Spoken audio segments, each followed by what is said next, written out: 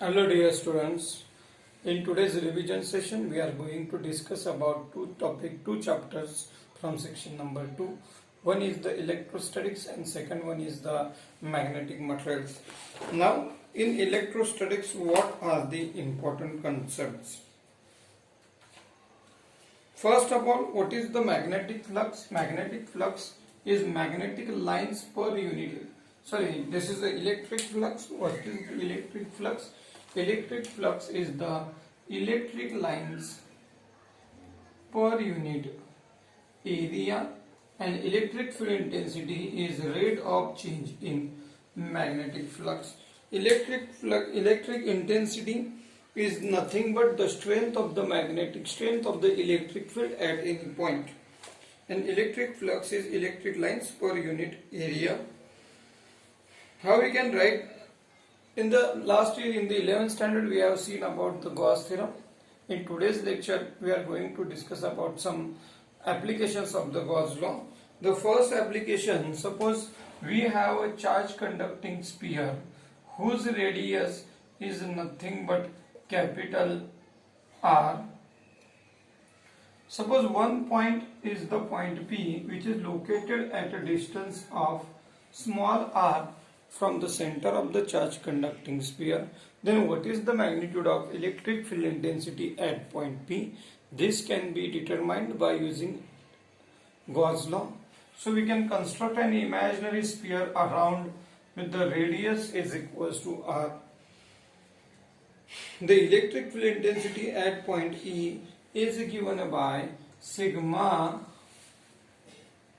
r square by epsilon naught r square, where sigma is the surface charge density and epsilon is nothing but the permittivity of the free space. By using this equation, we can determine the value of electric field intensity if the point is located at a distance of r from the center of the charge conducting sphere. In case of an imaginary cylinder, suppose we have a charge conducting cylinder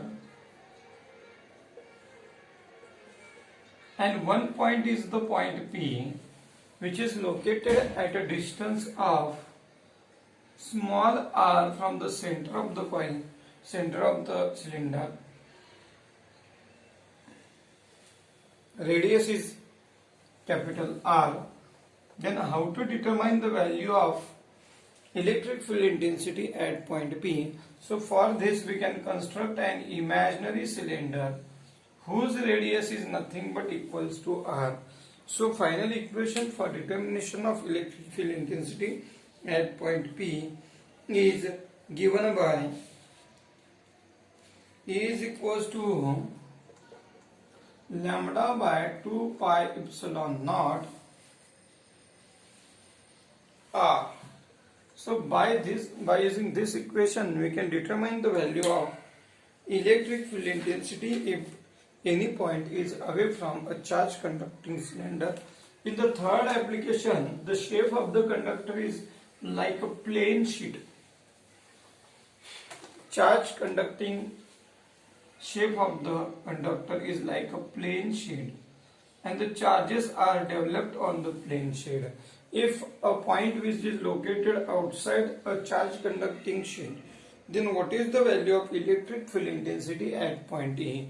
For this we can draw an imaginary cylinder. For this purpose we can draw an imaginary cylinder which is passing through the plane sheet.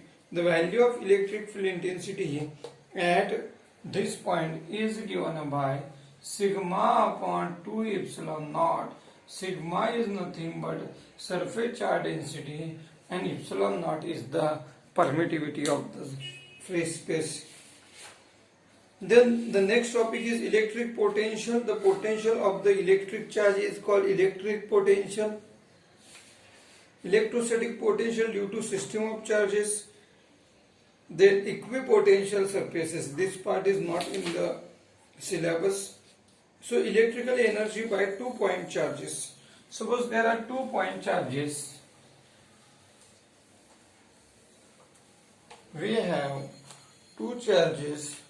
One is the charge plus Q, second is charge Q2. Q1 and Q2, these two charges are separated by distance R12. So what is the potential energy of system of two charges? So we can plot these charges with the help of X and Y, or also we can consider the Z axis to locate the position of these charges. R1 is the position vector which gives the position of charge Q1 with the help of the coordinate system, and R2 is the position vector which gives the position of the Q2 with the help of the coordinate system. The energy of these charged particles is given by U is equals to 1 by 4 pi epsilon naught Q1 Q2 upon R12. By this equation, by using this equation, we can determine the total energy of potential energy of the system of 2-point charges. For n number of charges, what we can make the changes in this equation? So this is the common term. We can, for n number of charges, we can add Q1 Q3 by R13 plus Q1 Q4 by R4. In this manner, we can add this equation for nth number of terms when the number of electric charges are contact with each other. Then next topic is dielectrics and electric potential. What is dielectric material? Insulating material is called dielectric material. Suppose dielectric material can be classified into two types. One is the polar dielectrics and second one is the non-polar dielectrics. If you take the example of the polar dielectrics, then in polar dielectrics, the proper dipoles are aligned or proper dipoles are separated by a finite distance. One is the hydrogen positive charge, Cl is a negative charge.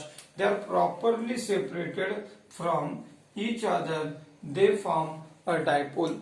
These are called polar dielectrics. The polar dielectrics, the dipoles are already properly aligned. In non-polar dipoles, if you consider the example, then we can consider the hydrogen Cl2. How? Then hydrogen positive charge they are aligning on each other, or they are overlapping on each other.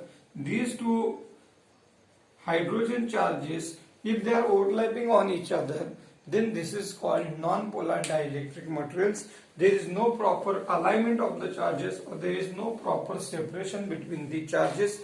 These two charges are overlapping on each other. What happens if we put the polar dielectric materials in an external electric field? Polars, already there is a pole, but the dipoles are aligned in all possible directions. They don't have any particular direction. So this is positive, negative, positive, negative. What happens if you look at the polar dielectrics? Then there are already alignment of the charges. Positive and negative poles are already aligned. If we put, but the alignment is in random direction, in all possible direction. If you put it in an external uniform electric field, what happens? These all dipoles positive charges will align in one, or we can show these dipoles as a positive to the one end and negative to the other end. So in this manner, these dipoles are aligned. All positive charges will accumulate to the one plate and other charges are accumulated to the other plate. So this is about the polar and dipolar dielectric materials.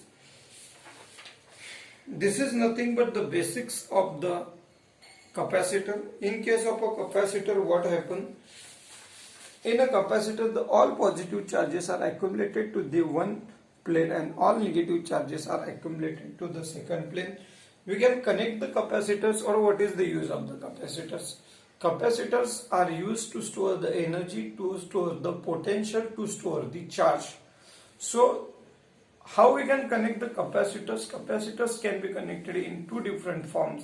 Either they are connected in series or they are connected in parallel. if the capacitors are connected one after one, then they are said